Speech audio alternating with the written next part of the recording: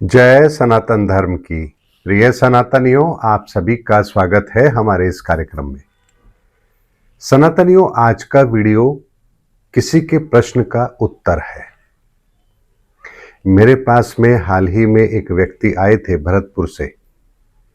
मुझसे मिलना चाहते थे, काफी समय से वो मुझे मैसेज कर रहे थे। जब वो मुझसे मिलने जयपुर आए तो उन्होंने कहा कि मैं आपसे कुछ बात साझा करना चाहता हूं,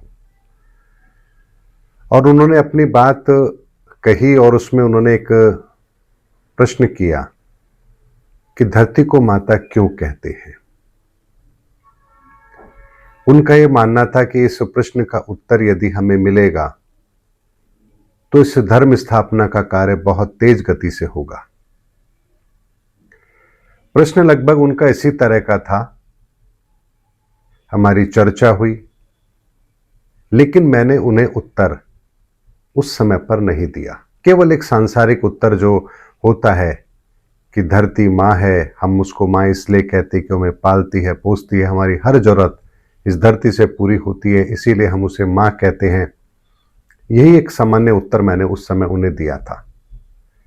लेकिन सनातनियों, ये प्रश्न वो लेकर आए उससे कुछ दिन पहले ही इस मां शब्द पर एक बहुत बड़ी चर्चा मेरी हुई थी, अलौकिक चर्चा हुई थी, और इसके संदर्भ में बहुत कुछ मुझे बताया भी गया था।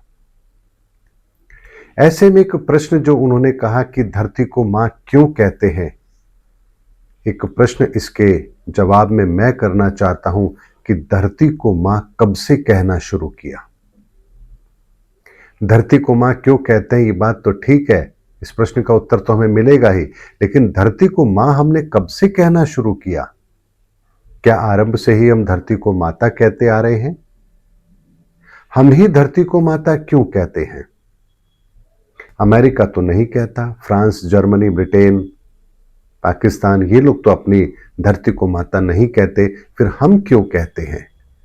तो बहुत से लोगों का ये उत्तर होगा कि हम सनातनी हैं, हम सनातन को जानते हैं, हम धर्म को जानते हैं, इसकी गहराई को जानते हैं, इसलिए हम धरती को माता कहते हैं। लेकिन सनातनियों, आज इस वीडियो के अंदर इसका उत्तर बहुत स्पष्ट तौर पर आपको दे रहा हूं, और सनातन के दृष्टिकोण से ही ये सनातन का रहस्य मैं आप लोगों के सामने रख भी रहा हूं। धरती को शुरुआत के अंदर माता नहीं कहा जाता था। आपने सुना होगा, जब नारद जी भ्रमण करते थे तो कहते थे, प्रभु इस धरती लोक पर मनुष्य बहुत ही परेशान है, पीड़ित हैं, उनके इन दुखों का कोई समाधान बताइए। ईश्वर भी कहते थे कि हम इस धरती लोक पर, इस पृथ्वी लोक पर जन्म लेंगे और अपनी दिव्य लीला को करेंगे। ऐसे बहुत सारे शब्द आपने हमारे धार्मिक शास्त्र ग्रंथों में सुने होंगे, लेकिन धरती माता ये शब्द पहले प्रयोग नहीं होता था। इसीलिए पहली बार धरती को मां कब से कहना शुरू किया, तो इस बात के सनातन के रहस्य को समझिए। पहली बार इस धरती को माता हमने तब कहा जब राजा जनक हल चला रहे थे और धरती से माता सीता प्रकट होती हैं। पहली बार इस धरती को मां कह के संबोधित किया गया, क्योंकि राजा जनक को संतान की प्राप्ति इसी धरती से हुई थी, और सीता जी इस धरती पर धरती से ही आई थी, धरती से ही प्रकट हुई थी, और अंत में धरती में ही समा गई। इसीलिए धरती के सारे गुण माता सीता के अंदर विद्यमान थे। अथाह धैर्य माता सीता के जीवन के अंदर, कितने कष्ट आए, लेकिन हर कष्ट को उन्होंने कितने धैर्य के साथ सहन किया, ये आप उनके जीवन के अलावा कहीं और नहीं देख पाएंगे।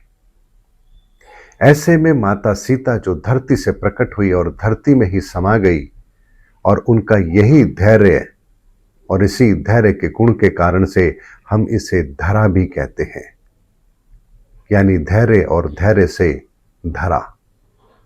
इसीलिए सनातनियों, सबसे पहले हमने धरती को मां कहना शुरू तब किया जब इस धरती से माता सीता प्रकट हुई। और वनवास तो केवल राम को हुआ था, लेकिन फिर माता सीता और लक्ष्मण उनके साथ क्यों गए? क्योंकि राम के साथ माता सीता, क्योंकि राम के भी दो गुण थे, एक राम के भीतर शीतलता और एक राम के मन का लक्ष्य यानी राम का लक्ष्य। ऐसे में राम के मन के लक्ष्य को पूरा करने के लिए लक्ष्मण साथ थे और राम की शीतलता अर्थात माता सीता, शीतलता से सीता और मन के लक्ष्य से लक्ष्मण, ये दोनों राम के साथ थे। सनातनीय ये व्याख्या होती है, इतनी गूढ़ होती है कि हमें ये पता ही नहीं लगता कि आखिर इन शब्दों के पीछे भी क्या इतना बड़ा रहस्य हो सकता है। इसीलिए सनातनियों, हम धरती को माता इसलिए कहते हैं क्योंकि इस धरती से माता सीता प्रकट हुई और माता सीता के प्रकट होने के बाद हमने इस धरा को मां कहना संबोधित किया और उसके पश्चात ही हम इस धरती के गुणों को समझ पाए। हम इस धरती के साथ क्या क्या नहीं करते। हम खदानें खोदते हैं, नींव खोदते हैं, थूकते हैं, मल त्यागते हैं, न जाने कितना व्यवहार इस धरा के साथ करते हैं, लेकिन ये धरा धैर्य के साथ हमारी हर चीज को पुनः नवसृजन के अंदर परिवर्तित करके हमें लौटाती है। इसीलिए सनातनियों, एक एक शब्द जो होता है इसके पीछे एक ऊर्जा होती है, उस ऊर्जा का निर्माण होता है और उस ऊर्जा के निर्माण के बाद ही वो ऊर्जा इस धरा पर सक्रिय होती है। इसीलिए इस संसार के अंदर किसी भी गुण का अगर उदय हुआ है तो उसके लिए पहले प्रभु इस धरा पर आकर वो लीला करते हैं, उन गुणों को प्रकट करते हैं, ऊर्जाओं को प्रकट करते हैं और उसके बाद ही हमारे लिए वो उपयोगी होती है। इसीलिए दया, क्षमा, शीतलता, ये हर वो गुण हैं जो भगवान ने इस धरा पर आकर लीला के द्वारा इन गुणों को इस धरा पर प्रकट किया। इसीलिए सनातनियों, इस संसार के अंदर जब हम रहते हैं तो इसी संसार के अंदर एक अलौकिक दुनिया भी है जो हमें दिखाई तो नहीं देती, लेकिन उस अलौकिक दुनिया के अंदर ही रहते हुए ईश्वर इस धरा पर कार्य करते हैं। इसीलिए उस लौकिक दुनिया के किसी भी प्रभाव से विचलित होते ही नहीं हैं, क्योंकि वो तो सदैव अलौकिक अवस्था में रहते हैं। और यही अवस्था जिन महापुरुषों ने धारण की है, वही महापुरुष ये कहते थे कि अहम ब्रह्मास्मि। उन्हीं महापुरुषों ने इस संसार की गहराई को समझा, सनातन को समझा, इस विज्ञान को समझा और इस अलौकिक दुनिया का वर्णन हमारे सामने रखा। लेकिन जब हम इस अलौकिक दुनिया के वर्णन को जब सुनते हैं तो हम फिर लॉजिक लगाते हैं। वो लॉजिक कभी भी हमारे दृष्टिकोण से पूरे नहीं हो सकते। क्यों नहीं हो सकते? क्योंकि जैसे मैंने कहा कि माता सीता धरती से प्रकट हुई हैं और धरती में ही समाहित हो गई हैं, तो बहुत से विज्ञान का तर्क देने वाले लोग ये कहेंगे कैसे संभव है? इंसान तो मां के गर्भ से पैदा होता है। राम का जन्म भी सनातन प्रक्रिया से हुआ था, लेकिन माता सीता के लिए तो सनातन प्रक्रिया भी नहीं अपनाई गई, वो तो स्वयं धरती से प्रकट हुई थी। तो बहुत से लोग कहेंगे कैसे संभव है? तो चलिए सनातनी, एक छोटे से उदाहरण से आपके सामने बात रखता हूं। अब बात को बहुत आसानी से समझ जाएंगे। मैं आपके सामने दो चीजें रखता हूं, एक दूध और एक घी। आप दोनों को बड़े ध्यान से देखिए। अगर मैं ये कहूं ये जो घी है ये इसी दूध से बना है, तो आप मेरी बात पर विश्वास कर लेंगे। क्यों कर लेंगे? क्योंकि आप दूध से घी बनने की प्रक्रिया को जानते हैं। लेकिन आप एक मिनट के लिए ये भूल जाइए कि दूध से घी बनता है। अब आप दूध की अवस्था को देखिए। क्या आपको दूध की अवस्था के द्वारा कहीं पर भी ये लगेगा कि इससे घी बन सकता है, ये घी में परिवर्तित हो सकता है, यही दूध मावे में परिवर्तित हो सकता है, यही दूध पनीर में परिवर्तित हो सकता है, यही दूध दही का रूप ले सकता है, यही दूध छाछ का रूप ले सकता है, यही दूध मक्खन का रूप ले सकता है।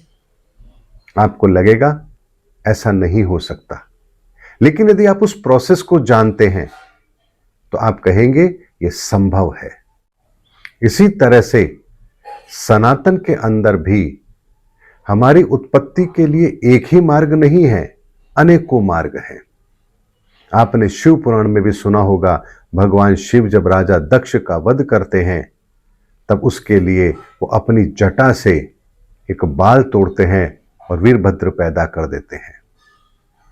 सनातनियों, यही रहस्य आपको कुश के जन्म के लिए भी सुनाई देगा कि जहां ऋषि कुश से एक बालक को जन्म देते हैं और उसका नाम कुश होता है। भगवान राम के तो एक ही संतान थे, लव, लेकिन कुश कैसे पैदा हुए, जरा इसके बारे में भी गहराई से चिंतन कीजिए तो आपको कुश का भी रहस्य पता लगेगा। इसीलिए सनातनियों, माता गांधारी, उनके भी 100 पुत्र हुए। कैसे हुए, कैसे संभव है? वेदव्यास जी के द्वारा धृतराष्ट्र, विदुर और पांडु कैसे पैदा हुए? भगवान गणपति की ऊर्जा का निर्माण कैसे हुआ? ये वो तथ्य हैं जिनके बारे में अगर आप लॉजिक लगाने जाएंगे तो आपको उत्तर कभी मिल ही नहीं सकता। हमें तो इस बात का भी उत्तर नहीं मिल सकता कि हम इस धरती पर सबसे पहले आए कैसे। विज्ञान तो इस बात का उत्तर भी ऐसे ही देगा, हां, हम बंदर थे और बंदर से धीरे धीरे विकसित होकर हम मनुष्य बन गए। लेकिन इस धरा पर बंदर भी आया तो कहां से आया, कैसे बना? वो कौन से बंदर थे जो विकसित होकर के इंसान बन गए, और वो कौन से बंदर थे जो आज भी बंदर ही हैं, वो विकसित नहीं हो पाए? तो सनातनियों, जहां विज्ञान उस सत्य को नहीं जानता वहां कुछ वो प्रमाण देकर के छोड़ देता है, लेकिन इस धरा पर जो सनातन के रहस्य को जान जाएगा वो इस बात को भी जान जाएगा कि इस धरा पर किसी चीज का निर्माण होता है तो उसके पीछे कितने सिद्धांत काम करते हैं। अगर आप गूगल करेंगे तो भी आपको एक उत्तर मिलेगा। इस समय पर इस धरा पर भी एक ऐसी छिपकली मौजूद है जो कभी नर का संग नहीं करती लेकिन अंडे देती है। आप गूगल करेंगे तो आपको उसका आंसर मिलेगा। वैज्ञानिक बड़े हैरान है कि आखिर वो छिपकली प्रजाति की है वो, लेकिन कभी नर का संग नहीं करती लेकिन प्रजनन करती है। तो एक बहुत बड़ा प्रश्न वैज्ञानिकों के भी सामने है कि आखिर ये कैसे संभव है। इसीलिए सनातनियों, अभी हम तो केवल विज्ञान के उस दरवाजे तक पहुंचे हैं जहां से हमने अभी तो क्वांटम दुनिया को समझना शुरू किया है, लेकिन सनातन हमें इस ब्रह्मांड की हर उस ऊर्जा से परिचय करा देता है जिसके द्वारा आप क्वांटम दुनिया, भौतिक दुनिया, सूक्ष्म दुनिया, अलौकिक दुनिया, हर तरह की दुनिया का वो प्रमाण ले सकते हैं जो और किसी माध्यम से संभव है ही नहीं। इसीलिए सनातनियों, प्रश्न जब होते हैं तो कई बार लगता है कि बहुत छोटे से प्रश्न हैं, साधारण प्रश्न हैं, लेकिन उन प्रश्नों की गहराई बहुत होती है, बहुत गहराई होती है। और चूंकि हम सनातन को जानते हैं, समझते हैं, इसीलिए हम धरती को माता कहते हैं, क्योंकि इस धरती से ही माता सीता प्रकट हुई थी। इस सत्य को हम जानते हैं और इसीलिए उस दिन से हमने धरती माता को माता कहना संबोधित किया। उम्मीद करता हूं सनातनियों, आज का वीडियो हर किसी के लिए नहीं है, लेकिन जो सनातन के मर्म को जानना चाहता है उनके लिए वीडियो उनके दिमाग के दरवाजे जरूर खोलेगा। मिलेंगे अगले वीडियो के अंदर, तब तक के लिए आप सभी को जय सनातन धर्म की, जय धर्मयुग की, जय सनातन विश्व।